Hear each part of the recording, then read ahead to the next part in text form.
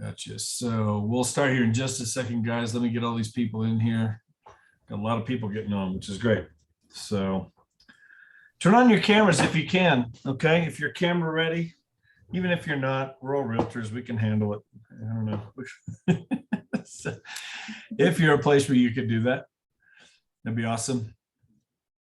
Turn on your cameras just so we can see. We'll get some good interaction going. It just helps. So but definitely appreciate you guys jumping in all over the country. Here we go. No camera for Angie. You're good, Angie. Don't worry about it. So cool. Guys, I'll let everybody come in here, excuse me, in just a second, but thanks for jumping on. So got a lot of new people coming in here, which is great. So we got our team page going in Workplace. A lot of you got invites on there. I know there's even people coming in for some other companies just to get some good training as well.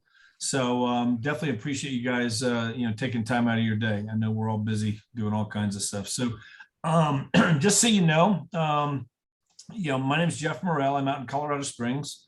Been in real estate for 20 years, 20 years last month, actually, my 20-year anniversary in the business. Been doing a lot of stuff. My wife and I, we work together, and she got her license in 2005. We've been in the top 20 here in Colorado Springs. Had the #1 Keller Williams team for a while. Been at EXP for 4 years, which has been great. Been over here and hit the ICON status as well. But we're doing these trainings every Tuesday at the same time, kind of a training mastermind thing. I would tell you guys, take notes on these. And when we open it up here, anything you want to throw out, things that you've learned, things that, you think would be helpful, just let's put it out there. Questions that you've got.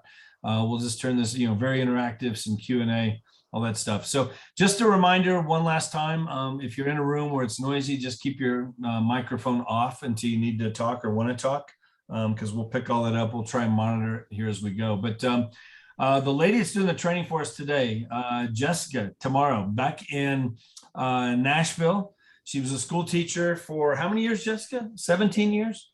13 years. 13 years as a school teacher. Got licensed in 2017. She's been an ICON agent here at EXP for 2 years, which those of you who aren't part of EXP, it's really when you hit the top levels in terms of production. You become an ICON agent. There's some rewards for that. She's hit that now 2 years. Did 16 million in volume last year, 50 deals, 50 sales. So very on top of what she's doing. But one of the things that she wanted to talk about, which I think is just such a timely topic, we've all been wrestling with this for a couple of years. How do you win the deal? Multiple offers. If you're working with buyers, multiple offers coming in all the time here. So just how to improve on that. How can we get top of the list when it comes to that? So anyway, Jessica, I'm going to turn it over to you. I appreciate you doing this. Thanks so much. Okay. All right. You're welcome. Yep. This is my first time doing a Zoom, not in front of a classroom. So I taught until May of last year. And obviously we had a super busy year. So my husband said, that's enough of the schooling. And we had a baby in January too. So we had the baby on top of the rental properties and the 50 sales. So anyway, a little bit nervous in front of the adults, but we're going to go with it. So hopefully we don't have too many agents from Nashville in here because I'm going to teach you all my tricks. But anyway, I'm going to go ahead and try to share my screen here. Let me see how to do this. I know I can figure it out in a minute. Nope, that's all you guys. Sorry.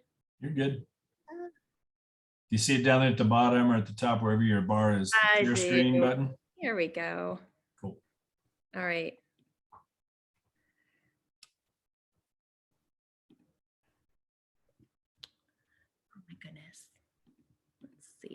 On top of this, in Gatlinburg on my way to Gatlinburg last week, I had to buy a new computer because something happened to mine. So, click the look. Okay.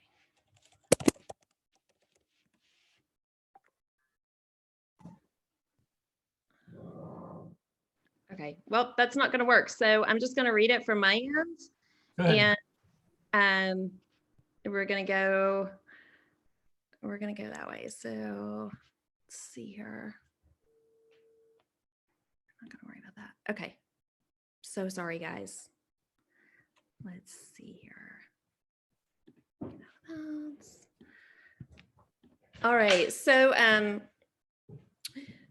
had a little bit about me here, but you guys just heard that from Jeff. So I was a teacher, got into real estate about 5 years ago, started with my own Airbnb, and then from there decided to help my friends have a passion for getting women into their first homes, which is extremely tough here in Nashville. So, winning multiple offers with, on a teacher salary is possible, but it's not easy. So, just wanted to share a little bit about that. So I broke this down into 3 sections for those of you that are taking notes. And the first one is time is of the essence.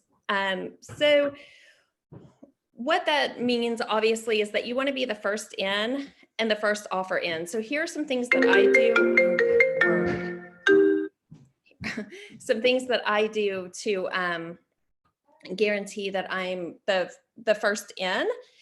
And one of those things is obviously that we need to network with other agents. As EXP agents, we should be doing this anyway, but I try to be around other agents as much as I can, and just really get to know them. So they know who I am, they know my story, they know that I'm winning offers, they know that I'm getting deals finished. And I just try to really be out there and know, what's coming on the market, what's coming soon, and get them, kind of on my team. So one of my inspirations for this is Gloria Exum, who's an ICON, or I don't know if she's an ICON, but she's an EXP agent. She's been an ICON before down in Panama City Beach. She helped us find a condo down there, met her on a cruise, same cruise him on actually. And she goes, Panama City Beach, she knows every complex. She goes and she mingles with the people down there. She knows who's about to sell, who's about to die. I mean, she knows everything. So I really took that to heart and try to know my market. So in my neighborhood, if a house goes on the market, even if I don't have a buyer for it, if I have time, I'll go run through it just to know the house. It might come back on the market in 10 years and I can say, oh, I was in this house before. So you really want to tie yourself in with those realtors, which when I became an agent, I didn't understand how important that would be. But when my offers come in now, a lot of these agents know who I am. So I feel like that gives you a little bit of a step up on that. So I think that that's super, super important. And then whenever you call and say, I see that this is hitting the market, can I be the first in? Oh, well, no, our first showing's at 8. I was like, can you open it up to 7:30, on the same day? So try to be the first one in if you don't get that first slot as early as possible. Set up auto notifications for all of your leads. This seems like a no-brainer, but especially those that are just looking. I have agents that I brought in that say, when I give them leads, they're like, oh, well, they're just looking. Well, that's what everybody's doing when they start. They're just looking. So you're just looking. Clients are the ones that you really want to coddle and make sure that, they know, hey, whenever you see this, you're the first one to see it. You're seeing it as soon as it hits the MLS. And if you want to see the house, let me know. We'll get that out there as soon as possible. And explaining to your clients what to expect. So here's some things I tell my clients. In this market, we strive to be the first in the door. And sometimes I tell my clients, I leave my house before I finish reading the MLS description. Like, I'm texting you, this one just came on the market. It's in the area you're looking for. Let me know if you like it. And, I'll call my husband and ask him what the MLS says about it on my way. It's moving that quickly. I also explained that they must be ready to make their largest financial purchase in about 20 minutes. Again, that's the market right now. And if it's their first home, they need to be prepared for how quickly things move and how quickly they need to make decisions. Also explain right now that every house is an auction and that the asking price is the starting. It just gets me so sad.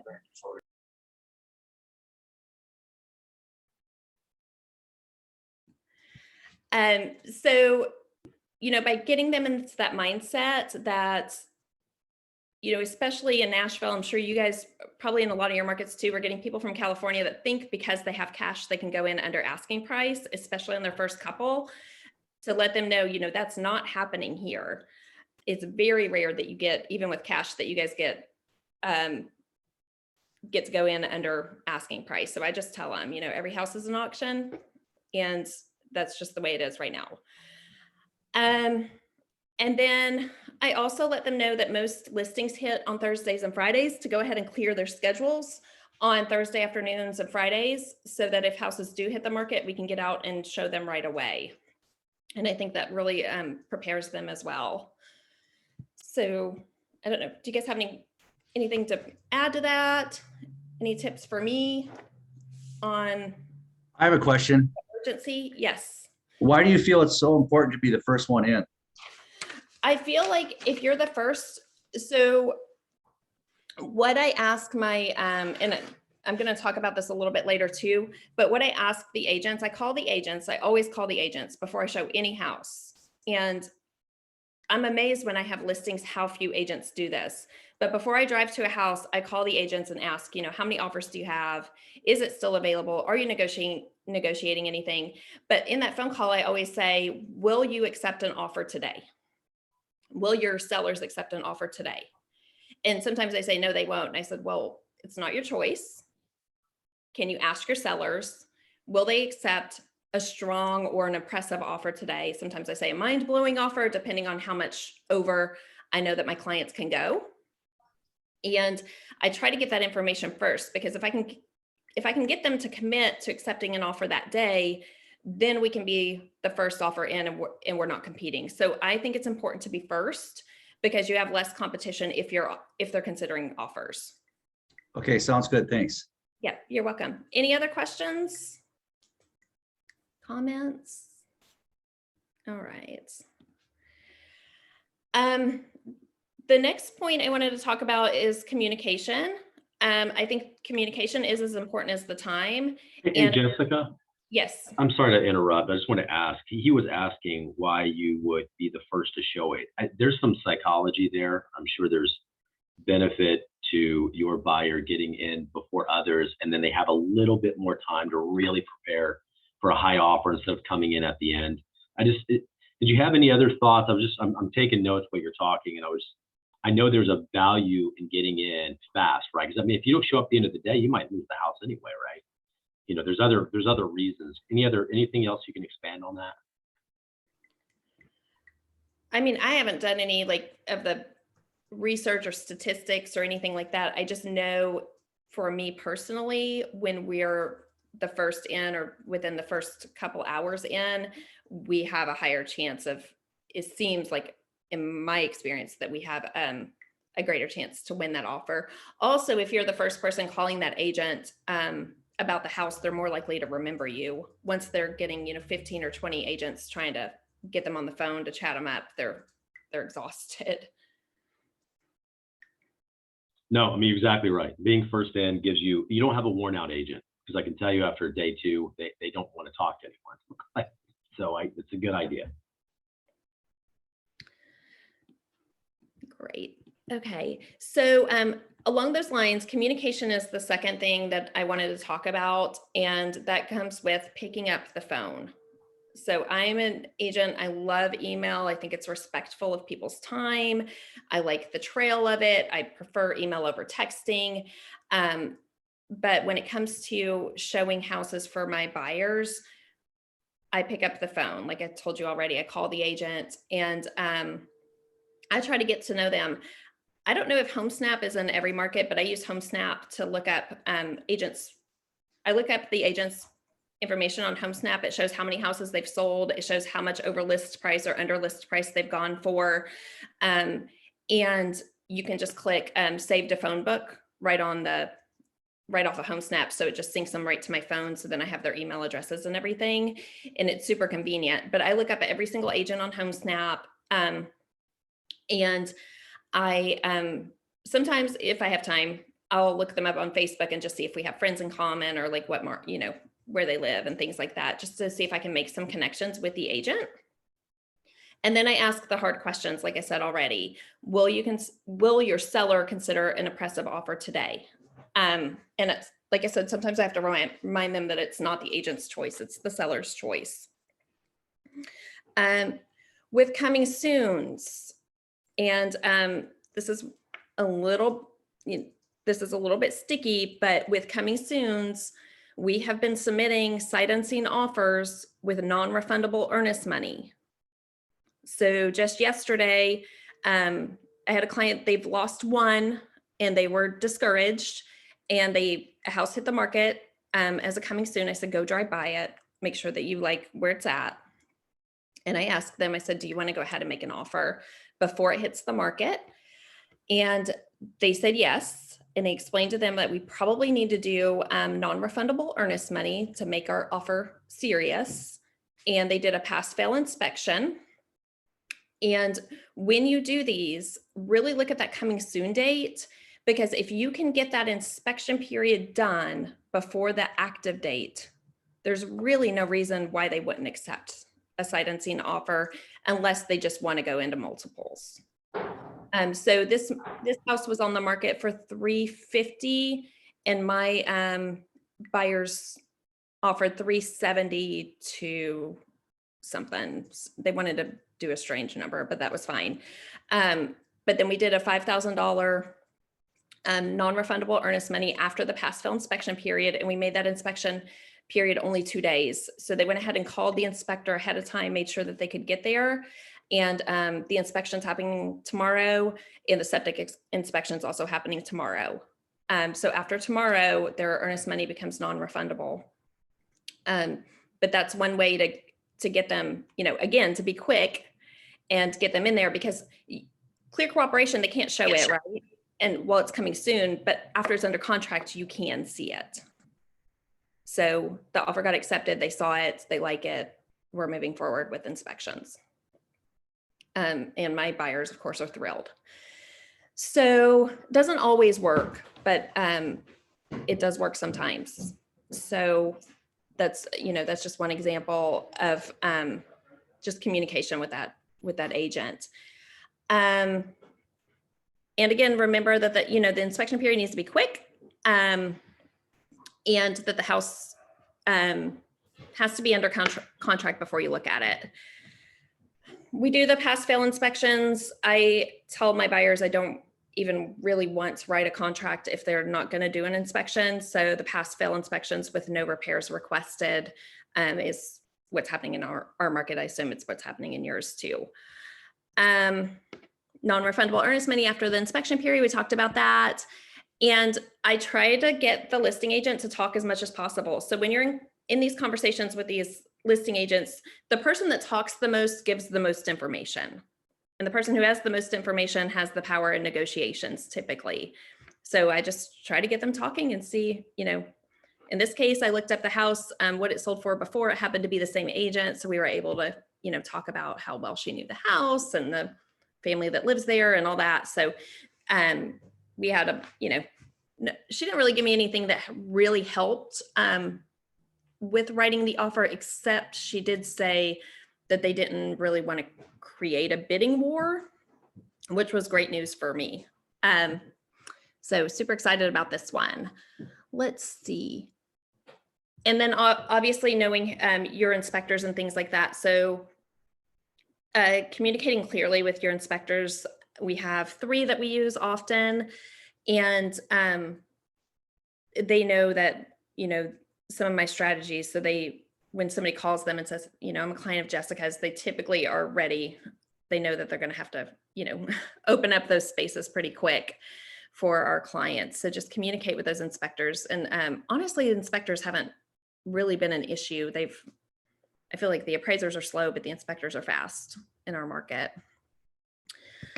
And that's really all I've got. Just remember that if you write those, you really want to try to get everything done before that original active date. That way they don't really have a reason to say no. They could still go active, if your buyers don't want it.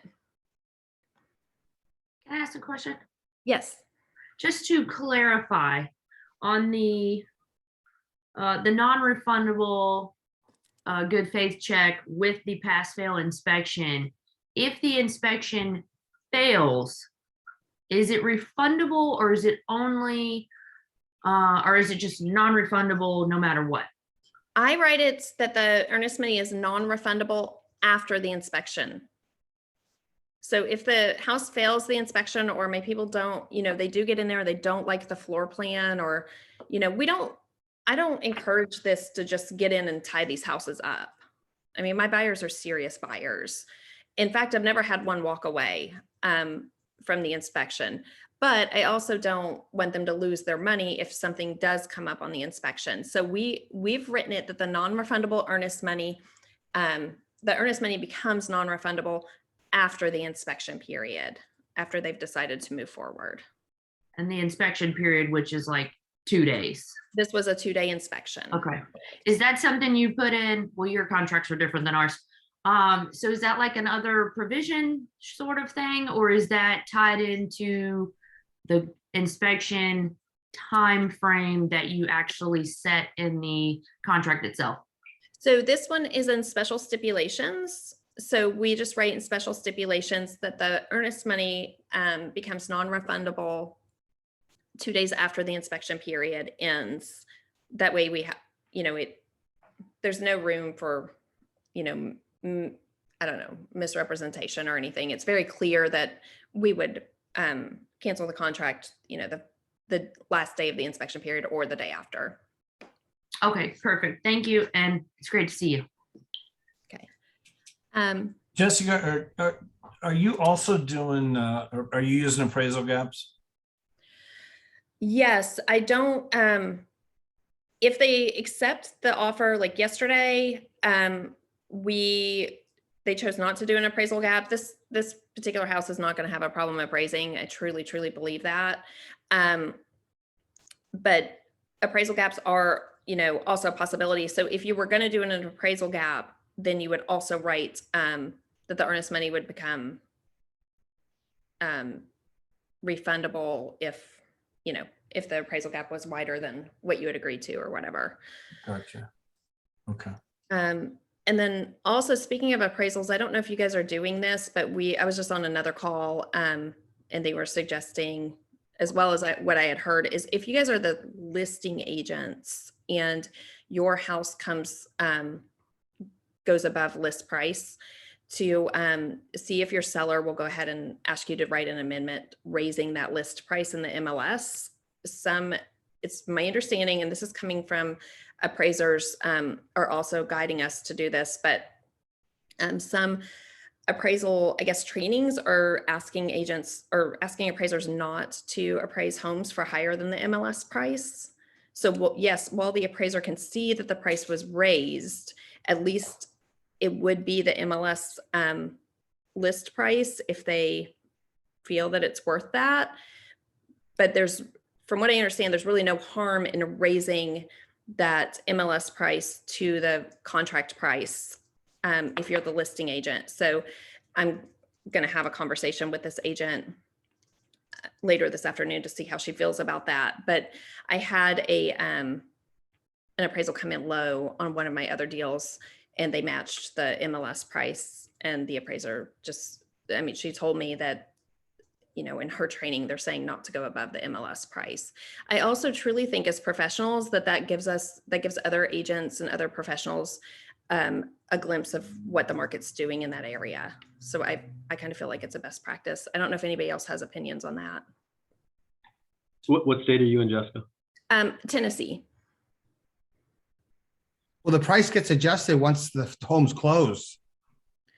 Correct. It does get adjusted once the home is closed in the MLS, but if you're trying to get that appraisal to match the contract price, what we're hearing is that it can help if you go ahead and adjust that in the MLS, but it also gives, during that 30 days or 45 days or 60 days, it gives an accurate picture of that neighborhood for other agents that might be listing. So you're saying adjust, wait a minute. So you're saying you get an offer that's, not an offer. I'm confused. Not an offer, but a contract price. So like this one that's $350, now we have it under contract for $372. I'm hoping that the listing agent will adjust the MLS price to 372. Okay, before it gets appraised. Yes. Got it. Never heard that. Yeah. Thanks. Yeah, you're welcome. Anything else on that?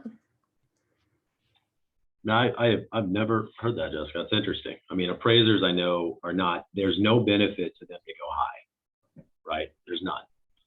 But they definitely have a benefit to be conservative, so it never comes back to bite them. If I change the price to match whatever the executed contract is, now everybody knows what it is.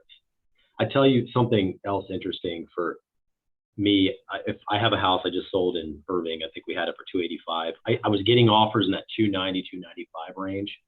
Had I adjusted to 295, which I think was the winning offer, I don't think it would show again if I lose that first contract. So there's things we got to kind of think about too, if we're going to be adjusting that. I haven't heard that here in Texas, that they would do that.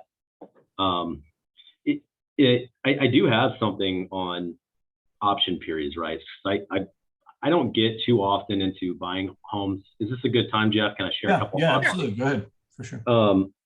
So in the times that I do get involved, I win. Okay. And Jessica, you nailed a few of the things that I do. I make sure I have a relationship with that agent, and I do try to get in early, and I do not text and I do not email. I can't tell you if I could come up with any basic advice. The ones that stay in contact with me, I sometimes give a little bit of extra. Okay. Cause I mainly sell homes. The ones that are working for their client, they give a little extra. We develop a little bit of rapport. I might give them, for lack of a better term, we don't have it here, but a right of refusal. I said, tell you what we'll do. Here's what I will offer to your buyer. You do this, I'll make it happen.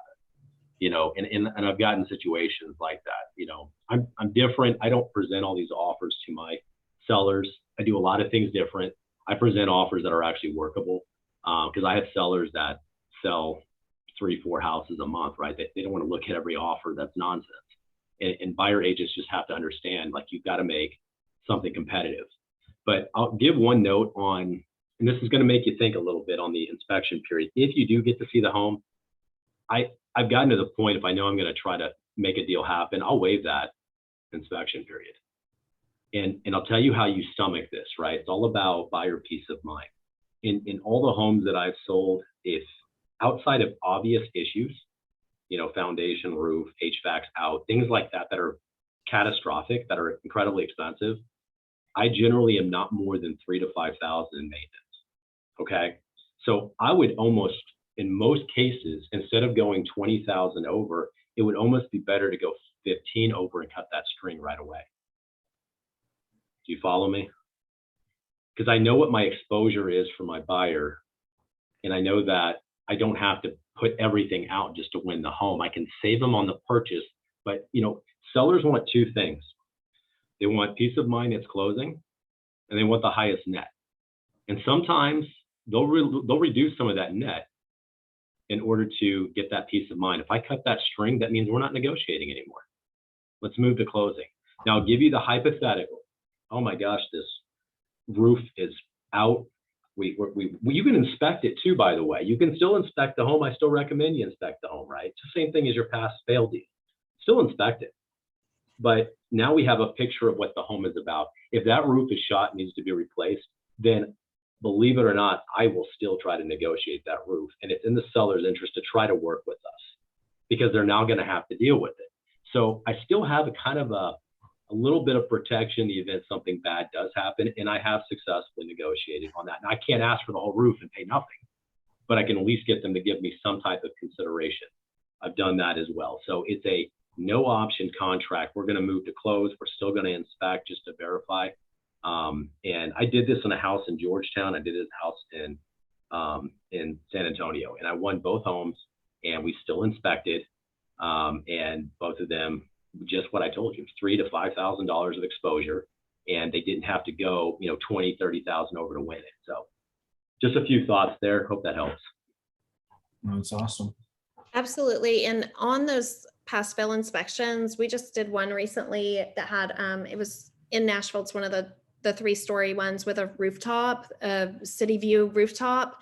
And the inspection showed that the top floor, those flat rooftops are horrific a lot of times. So that top floor door was leaking, and there was the hardwoods were discolored, and we had brought that up on the initial viewing of this, and they said, oh, that's been repaired. And we noticed on the door there looked like there had been 2 or 3 different sealants on the door over time.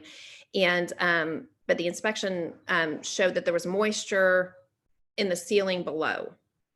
So what I did is I told the listing agent, you know, this was a pass fail inspection, but we have a water issue and it's going to get worse before our final walkthrough.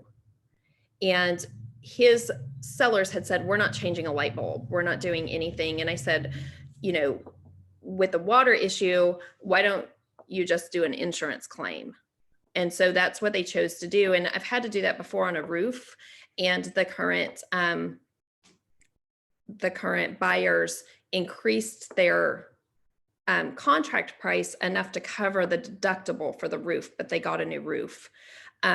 So, you know, even though they're pass fail inspections, if there's major issues and you have a willing buyer and a willing seller, sometimes you can work things out like that. But remember that you do have that option if it's major, because now not only is the door fixed, they got new flooring, they've got, you know, it was checked for mold, and they put a storm door on there, and they fixed the flooring so that the slope is different on that rooftop. So I don't know how much that insurance claim was, but I know that the house is, you know, now my buyer has a lot more confidence too. And the company that did the work was ProCare, who does a lot of this restoration stuff. So they have the guarantee on the work.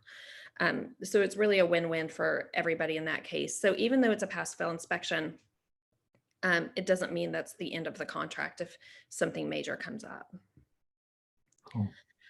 I just had a pass fail inspection that the sellers ended up paying $26,000 in crawl space repairs after the fact. So it does work. It does work. And also you can use the, you know, now you have to disclose this. So a lot of times they will, you know, I don't try to, you know, trick anybody or anything, but if it's a water issue that is going to get worse before the final walkthrough, then they need to take care of it. Aaron, Yes, sir. there you go. How you doing, man? Good, are you? I'm good. So would you mind sharing real quick? 'Cause it's good to see you on here. I know you're busy. Just so you guys know, Aaron Ken down in Dallas, he was top 50 Keller Williams in the world. Now over here at EXP, had his own brokerage. There you go. Still got a team and stuff.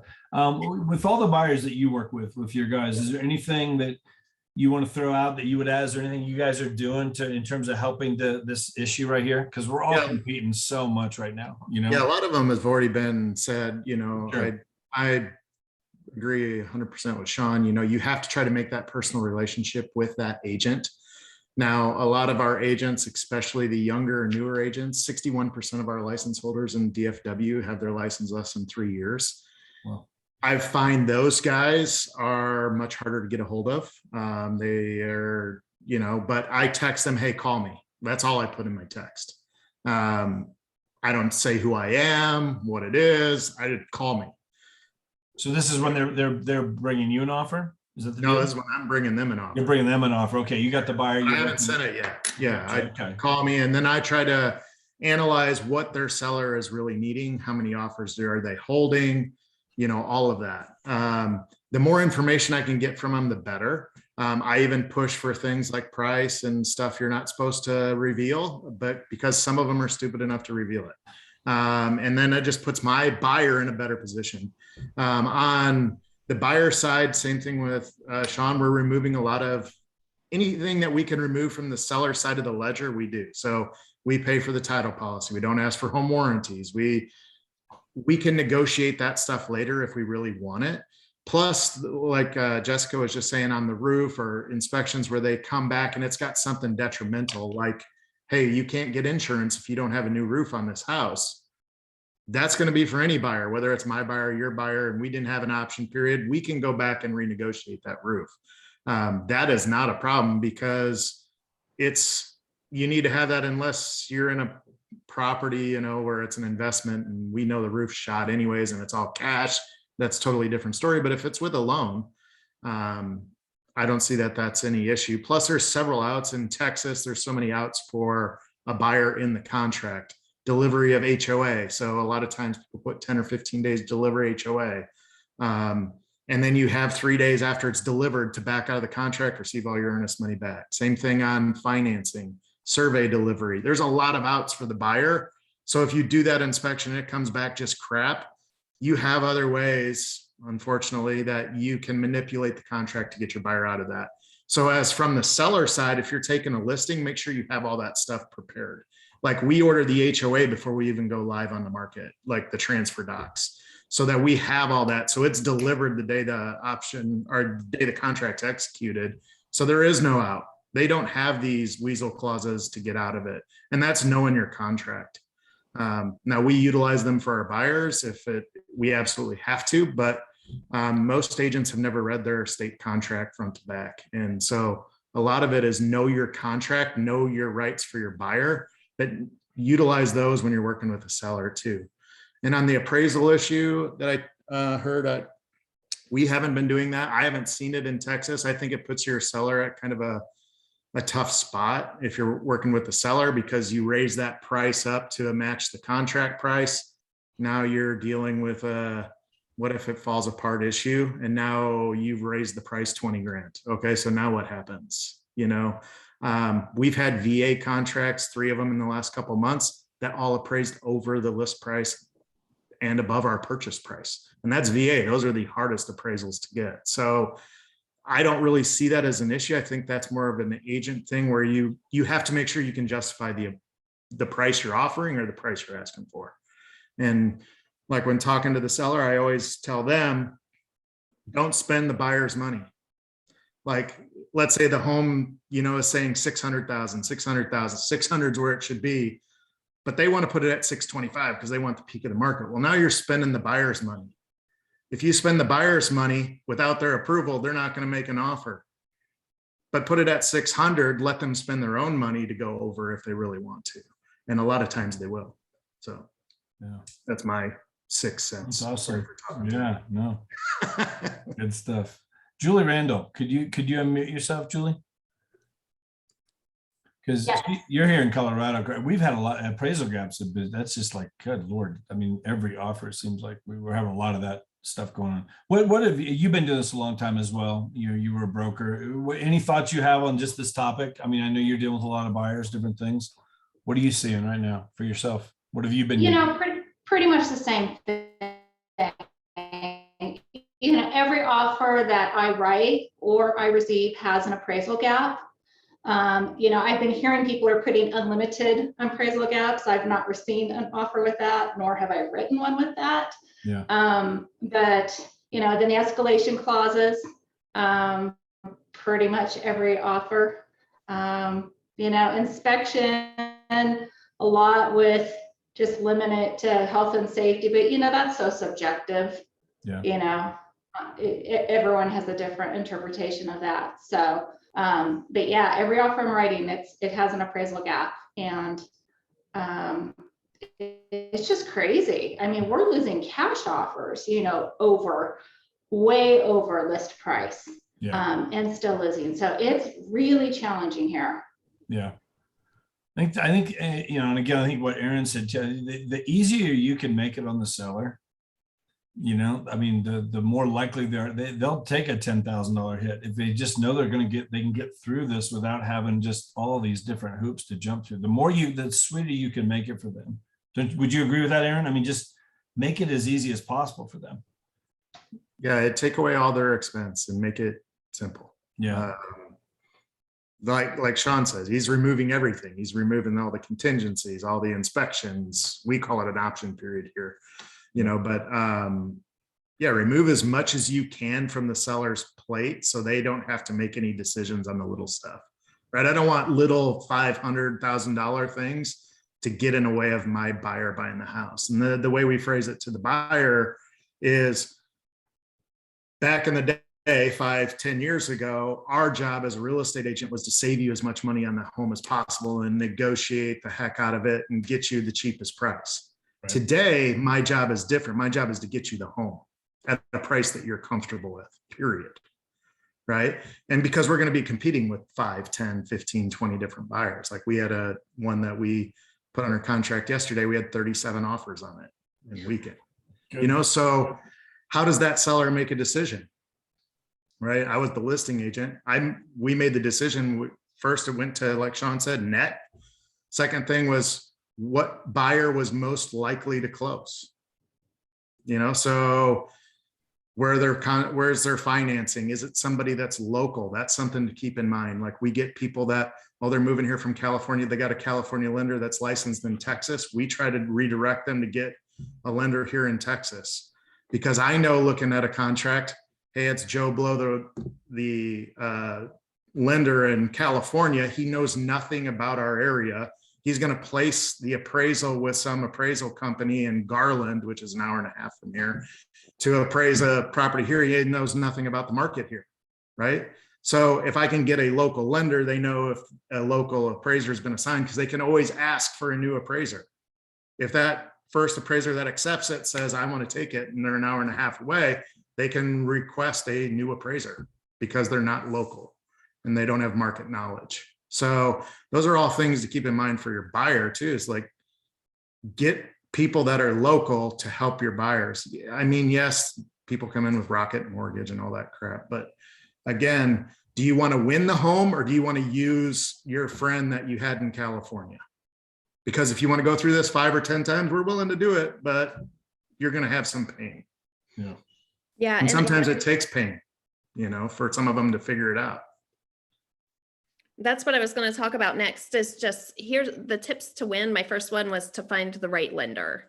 I'm not a fan of using one lender at all. I try to meet with a lender a month. And I have lenders here in town. I can tell you who's doing jumbos, who I would use for a jumbo, who I would use for dirt, who I would use. They're all over the place, but I have 2 lenders here in Nashville. And if you're in Nashville, write these down, that are doing 0%, no PMI, conventional loans. So none of my buyers are FHA buyers. If somebody comes in, they're FHA buyer with Rocket, I introduce them to my 2 local lenders. In Nashville, it's Ascend Federal Credit Union.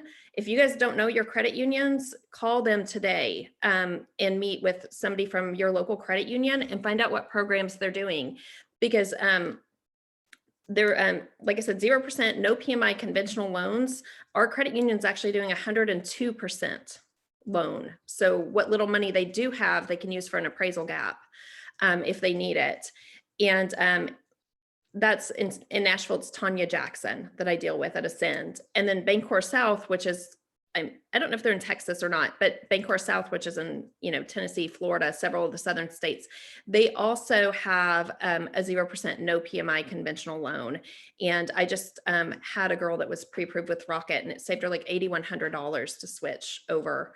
And she got a percent lower on her interest rate, a full percent. So it's amazing for her. So get to know those local lenders in your market and use those. And you can use those if you're on the listing side too. Had a great offer that was FHA, and just talked to that listing agent and said, hey, I need something better than, my sellers want something better than a Rocket mortgage letter. And they switched over to one of our lenders, and the deal closed and everybody was happy. So the lenders are super, super important, but I just always caution people about just having that one preferred lender. Because a lot of your local, your traditional brokers, they have to fit everything into a box, and your local banks can sometimes go outside of that, do some creative stuff. So speaking of creative options, find out which banks in your area are doing the cash purchases for your buyers. I think AmeriFirst is doing them. Ribbon Homes truly is 2%. They say it's 1%, but it's truly 2% that they're going to charge. If they're doing the appraisal gap insurance is another percentage, but Ribbon Homes is not in every market, but it's in most of the major markets, and they'll work with any lender pretty much.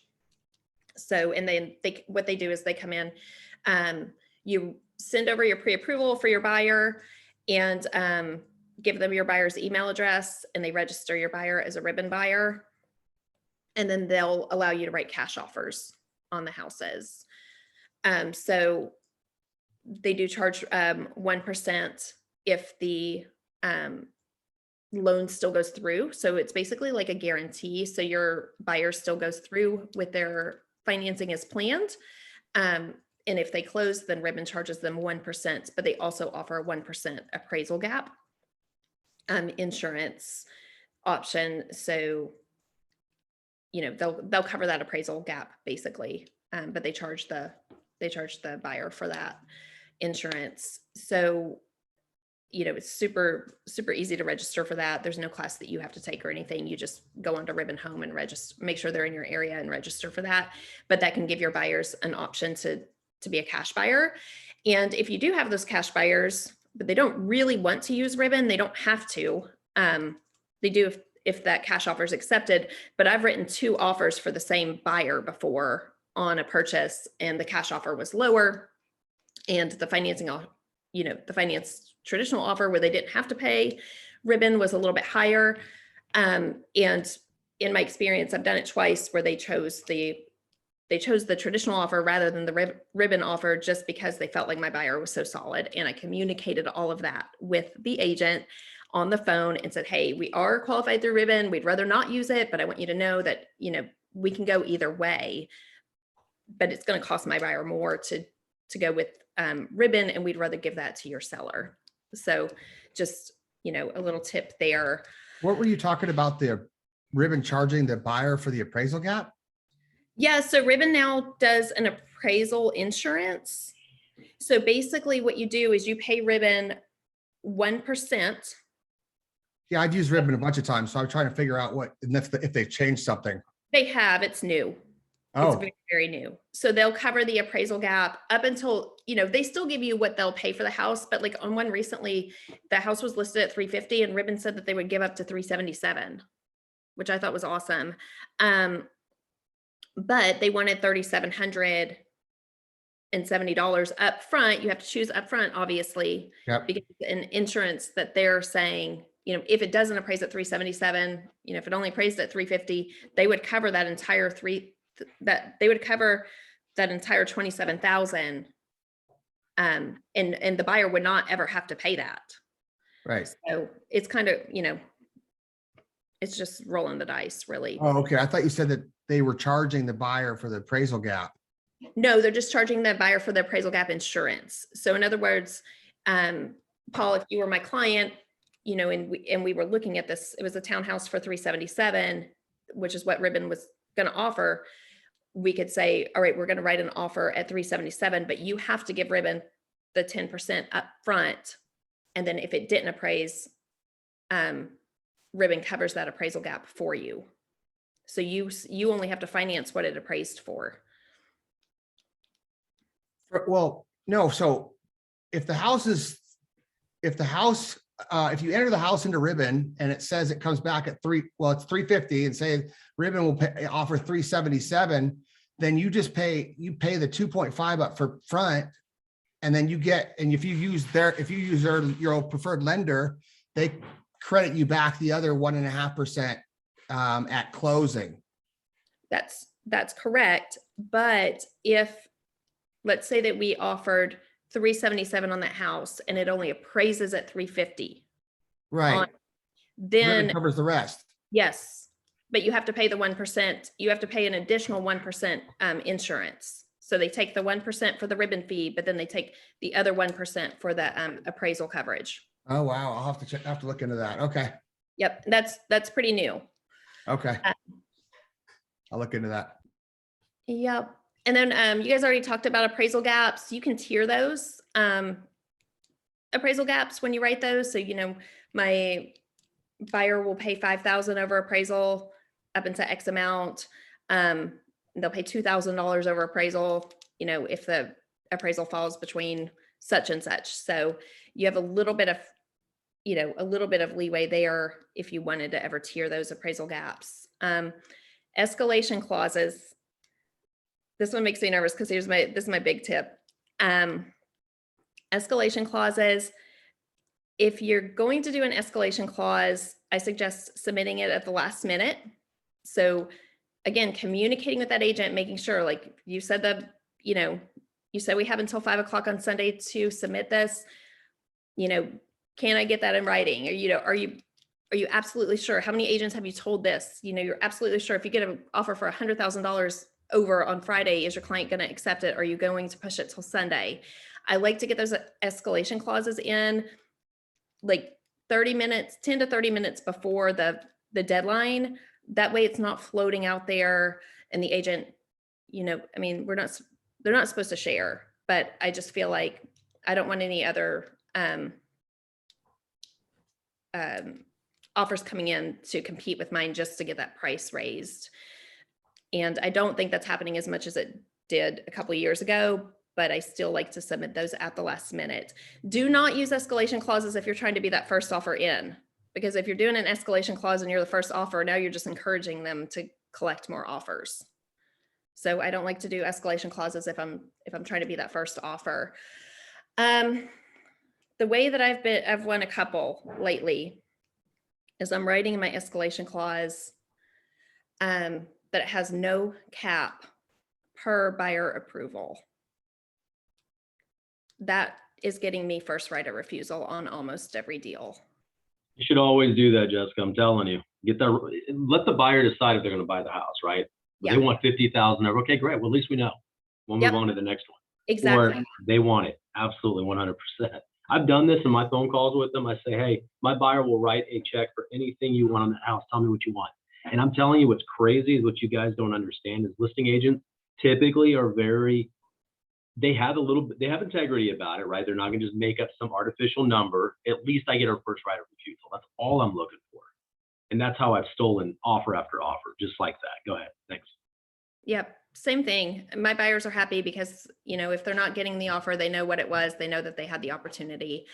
Just had one that was a cash offer and they had lost, they had been with another agent for a year and finally was, they're like, we can't buy anything. We're cash buyers. I'm like, all right, let's fix this. So we saw 4 houses. They had their favorite one. And we wrote the offer at $350 with a $2,000 no cap escalation. And the listing agent called me and said, will they go $377? And I called him and I said, I know you didn't want to go over $370. Do you want this house for $377? And they were like, yes, of course we do. And they closed on it already. So they're thrilled. And they beat that offer by $2,000 because it was a no cap. I'm sure the other buyers would have done the same thing if they had known about the no cap thing. And then that's when it's going to get tricky, is when everybody starts writing the no caps. But for now, go out and try it, win some. What do you mean no cap? I mean, I write in my escalation clause, they'll go over any other offer with no cap per their approval. Okay, got it. So then you come back to me and say, will they go? And I can go back and they have first right of refusal at that point. Just like Sean said, they're happy because they feel like you're doing your job. We have no control over what the market pushes these houses to. And then I have a quick question, Jessica. Yes. So can you go back? So if you have a coming soon, you're showing your buyer a coming soon. Let's pretend it's going to be on the market in 2 days from now. So what you're doing is you're writing an offer today. You're calling the other agent saying, I'm sending you an offer, sight unseen. And then after it goes live, you're within 2 days, you're going to inspect that home. And that's kind of your get out of jail clause or get out of jail opportunity. Yeah, so not exactly. So let's say you've got a coming soon in the MLS and it's coming soon next Friday. Okay. I go ahead and write you an offer. If my clients want to write you an offer that's expiring today. And it's going to be a pass-fail inspection with a 2-day inspection period. So then I call you and I say, hey, Matt, my clients, they want to make a great offer today. Will your clients accept a great offer today? And not only that, they're going to write this offer with a 2-day inspection period, and we want to get it under contract today. And you're going to know by Thursday if they're going to buy this house or not. So because after it's under contract, they can see it. They can't see it right now while it's coming soon, but when it's under contract, they can go in and see it, and they can go ahead and get the inspections done. So, you know, will your sellers consider a great offer today before it hits the market, 2-day inspection period? If anything goes strange in the inspection period, goes south in the inspection period, you can go ahead and market it again for coming soon for a whole nother week. So we can't see a property when it's coming soon here in Minnesota. Correct. We can't either, but you can Okay. see it after it's under contract, Right. And you can make an Okay. offer. and you can make an offer, Okay. and they can accept that offer. All I've right. also- Got it. I've also been doing, writing offers, you know, saying the same thing. Hey, we have a great offer we'd love to send over. You know, basically all we want to do is just have it contingent on us seeing it. Once you accept the offer, put it under contract, we could see it that same day or next day, which has worked several times.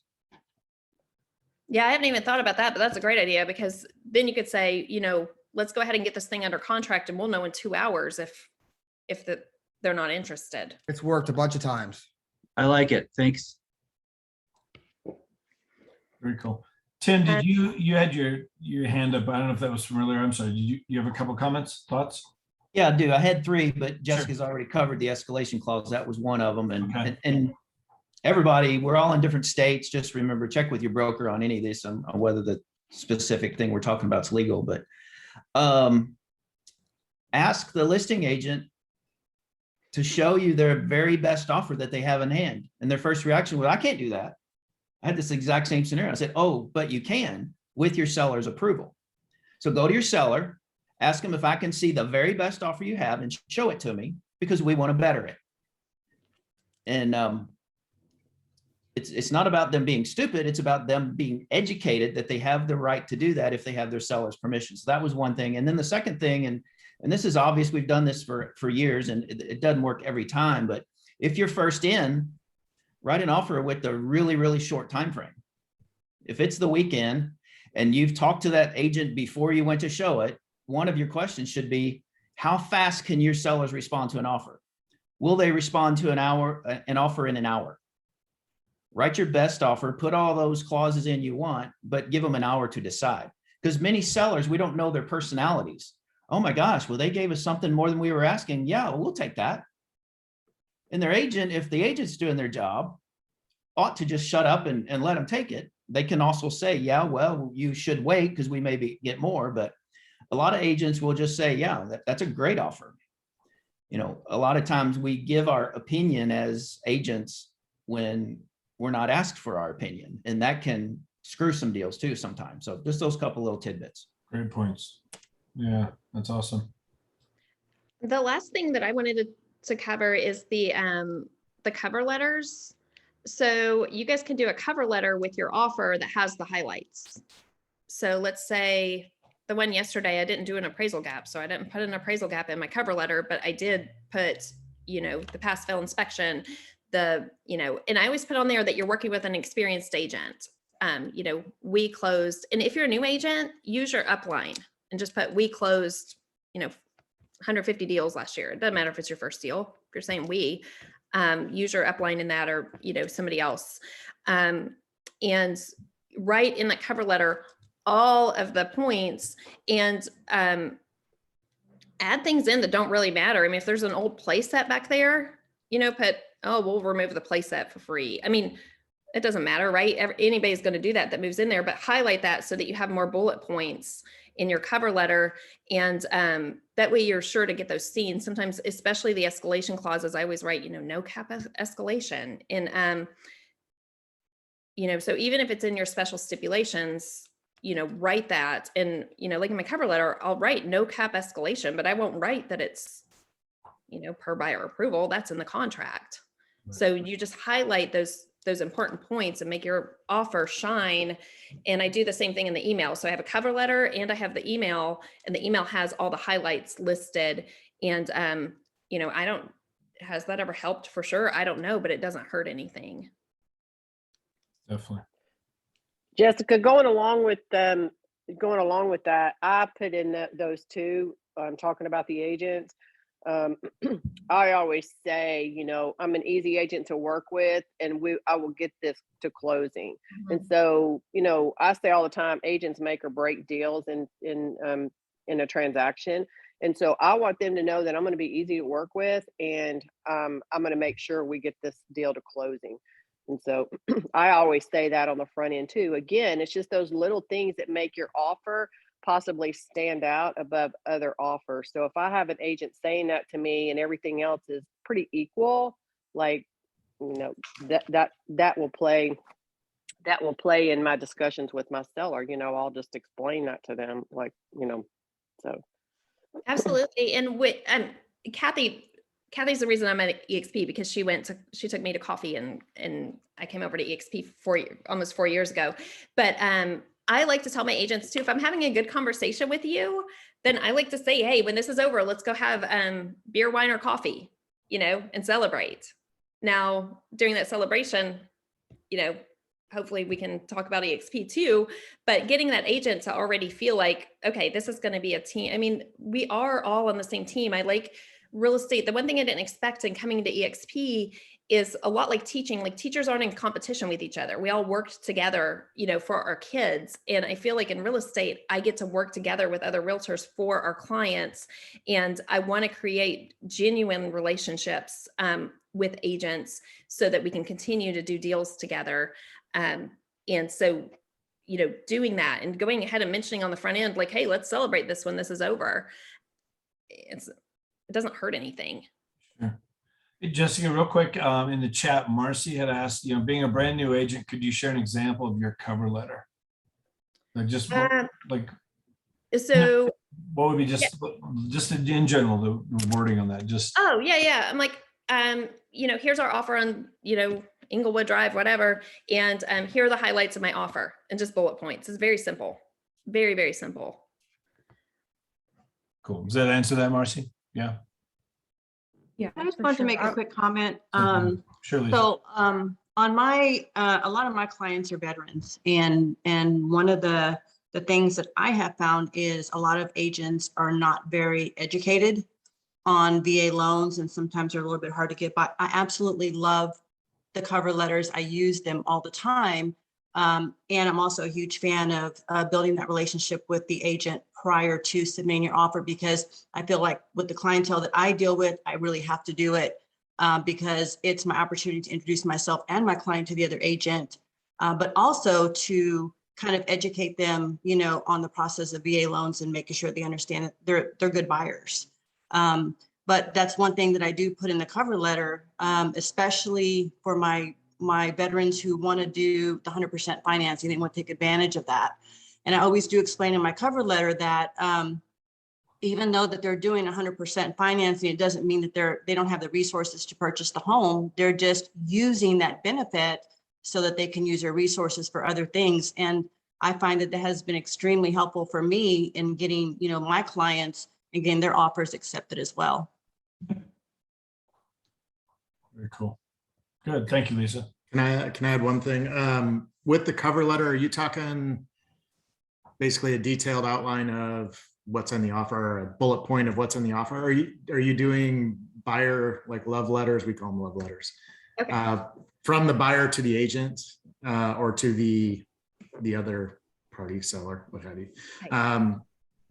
That's a great question. So I am not a fan of love letters at all. I think they're direct violations of fair housing. Fair housing says you cannot reveal gender, you cannot reveal family. And if we all just stop for 15 seconds and think about fair housing, those love letters are almost always a direct violation.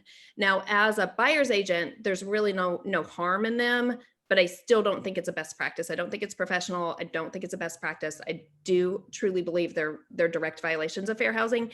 As a seller's agent, I have that conversation with my sellers, and every single one of them have asked me to write no love letters in the MLS. We do not accept love letters because they can be sued if they choose somebody. They can be sued if they don't choose somebody. Those letters cannot reveal, they can't even reveal gender. So I'm not a fan of the love letters at all. I know that that's very controversial right now, but that's where my heart on that. I used them before I was, I learned this in one of these trainings about discrimination, and I had used them and they had worked. And I mean, I had a buyer that wrote all about, there was a little doggy door, and the little old lady that lived there had a dog, and she wrote all about how her dog would, love that place, love the backyard. She didn't even have a dog, but that she won the offer. But that was before I knew better. So I think that's part of, the we do better thing. We can do better. So that's my opinion on those. Again, as a buyer's agent, it doesn't really hurt, but I've had buyers like try to submit videos, and we're not going there. I'm not a fan of that. Let's do one last question real quick. Julie, Julie had asked in the chat here, with a no cap offer, do you request a copy of the highest competing offer? I do, and the highest competing net offer with all personal information redacted. Okay, cool. Any other quick comments or questions, guys, before we wrap it up? I appreciate everybody's input. Paul, Great class. Thank you. thank you very much. Matt, thanks for your input. Aaron, Sean, everybody. So guys, real quick, Jessica, thank you very much. It was awesome. Lots of discussion with it. So it's what we need. Just so you know, next week, we have and a lot of new people in here for the first time. We appreciate you being on here. We're doing this every Tuesday, same time. Okay. Same ID and stuff. We will put the recording of this up into the Freedom Team group in Workplace, so you can watch it again as much as you want. There are recordings in there from every training we've done, going clear back to November. Really, really good stuff in there. Next Tuesday, Elizabeth Riley is going to be coming in here. She's a 7-time ICON agent. Okay. 7 times. She's a big agent, just won some big award down there in Texas.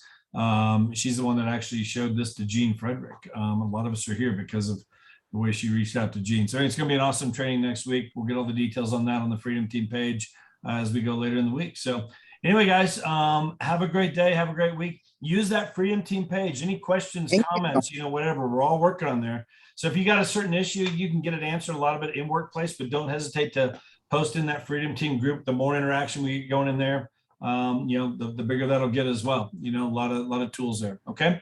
A lot of good, strong agents in there. So Jessica, thank you again. Thank you guys for being on here. Totally appreciate it. Have a great day. Have a good rest of your week. Okay. See you. Thank you. Okay.